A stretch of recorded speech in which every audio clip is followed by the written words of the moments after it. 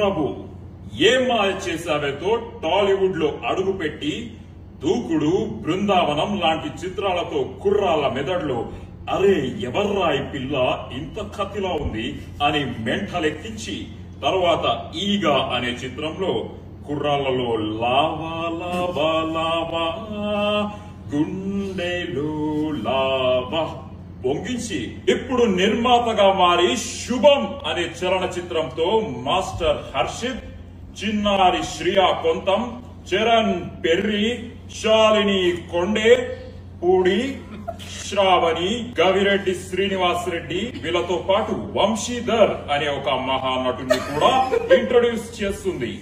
విడుదలైన రెండో రోజుకే వైరల్ ఫీవర్ లా స్ప్రెడ్ అయిపోయింది ఈ సినిమా.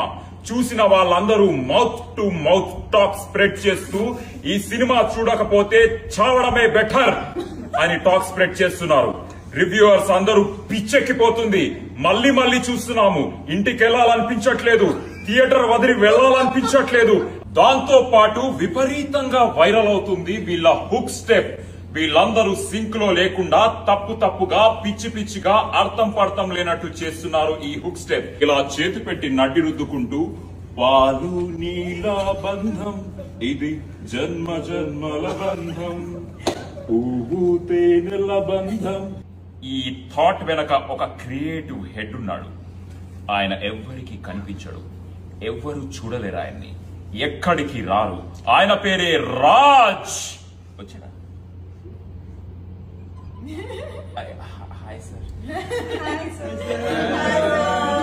ఈ చిత్రం వెనక ఉన్న మాస్టర్ మైండ్స్ వసంత్ మారిగంటి బక్కగా ఉన్న బలమైన కథ రాసి తెలుగు సినిమాలో తన స్థాయిని చూపించారు.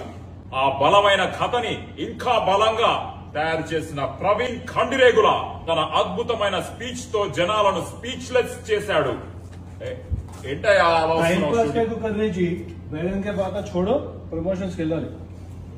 ఇది కూడా ప్రమోషనే కదయ్యా. శుభం.